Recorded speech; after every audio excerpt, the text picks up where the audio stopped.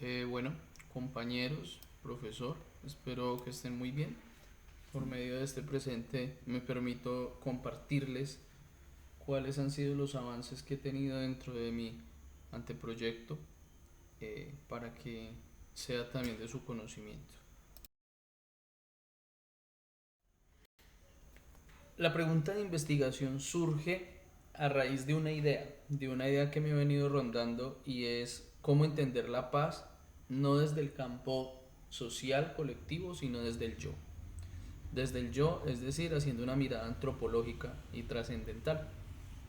Desde esa idea de la paz desde el yo, entonces me permito hacerme esa pregunta.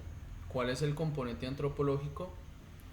Ya no desde la paz, ya voy cerrando un poco. Entonces, en los tratados de paz entre el gobierno nacional y las FARC, entre 1984 y 2016. La idea es hacer entonces esta exploración teniendo muy bien definido eh, el tiempo, el espacio y el lugar en donde pretendo hacer este estudio.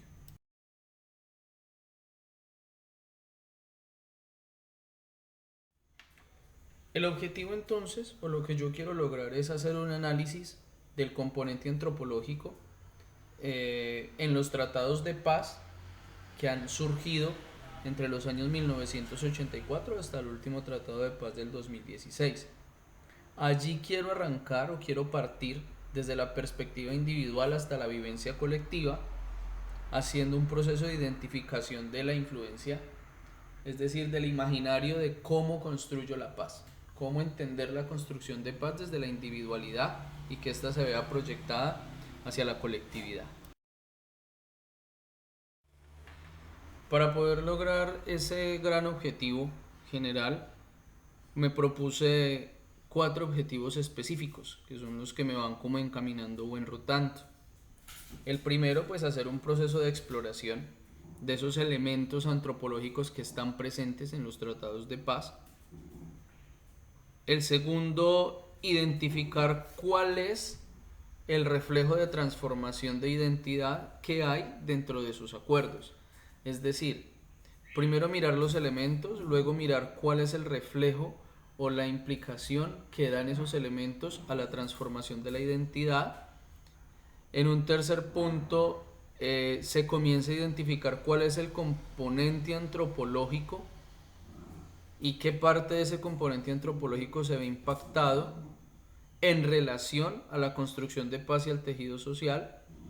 Y por último, y no menos importante, porque ese se haría desde el principio, hacer una relación entre los principios del pensamiento filosófico antropológico con la paz. Es decir, tomar insumos de antropología filosófica para poder comprender y de alguna manera encontrar cuáles son esos factores antropológicos que existen en los tratados.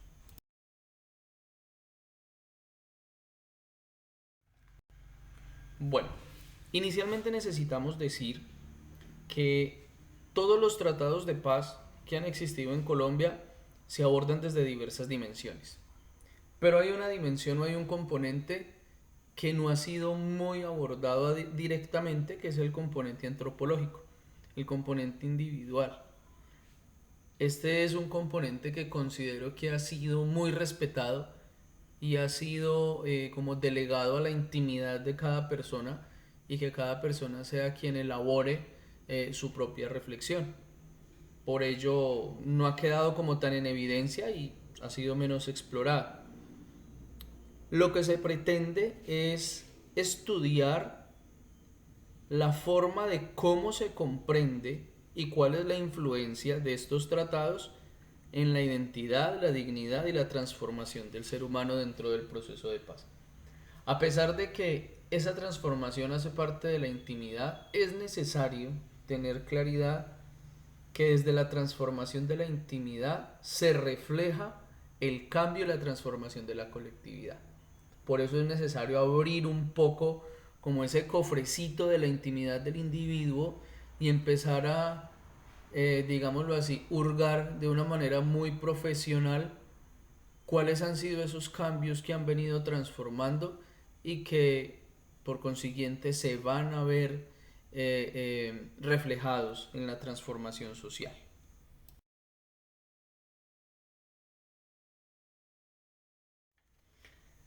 El pensamiento filosófico entonces nos va a dar diversas definiciones para el hombre.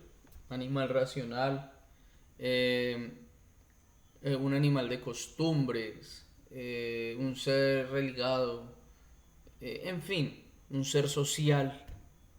Nos va a dar diversas definiciones desde diversos enfoques. Es decir, nos va a dar una comprensión del ser humano desde diferentes paradigmas. Allí es donde encontramos que el centro de la reflexión no es el paradigma, sino que el principal actor o el actor clave de esos paradigmas es el hombre. Al ser el hombre, entonces, se centra la mirada en ese individuo como la fuente o el punto de eje, el punto clave en reconstrucción social y reconciliación. Es por eso que se genera la necesidad de hacer un análisis de la paz, no como se ha hecho siempre desde lo colectivo hasta lo individual, sino desde el imaginario del individuo, desde la intimidad del individuo hasta la sociedad, resaltando el impacto de qué, de memoria, de perdón y de reconciliación. Es decir, haciendo uso de una de las facultades o de una de las particularidades que tiene la naturaleza humana, que se enfoca mucho en la antropología filosófica, que es el hecho de la trascendencia, ¿sí? De algo que no solo se queda en la existencia, sino que va más allá de. Es ahí en ese punto entonces donde el ser humano se convierte en actor clave de cualquier paradigma, de cualquier escenario de la vida y de la existencia. Es allí donde el ser humano pasa a ser el eje principal.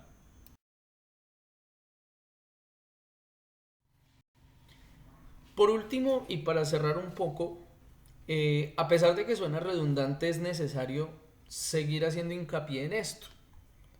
Analizar los tratados de paz desde la antropología es clave para poder entender cuál es el impacto de transformación que hay en la identidad del hombre y su compromiso que tiene con la transformación del tejido social.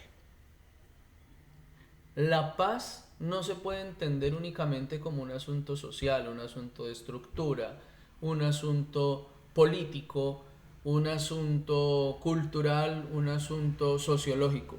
La paz se debe entender desde el proceso mismo del individuo, desde el proceso individual. Desde allí se empieza a tener una idea de reconciliación y de desarrollo social que termina creando una conducta diferente en el individuo y que al final termina modificando la cultura desde un punto de beneficio. De beneficio en el sentido que se puede asumir o se puede llegar a la conclusión de que es una cultura, de que es una sociedad socialmente reconstruida en el marco del perdón y de la reconciliación.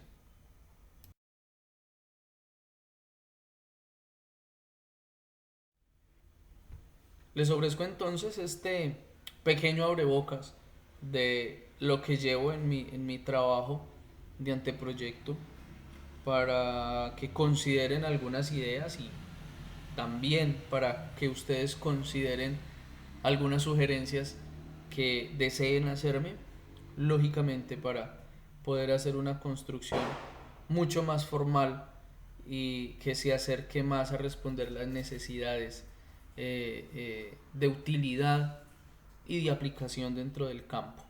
Muchísimas gracias y quedo muy atento a todo. Un abrazo.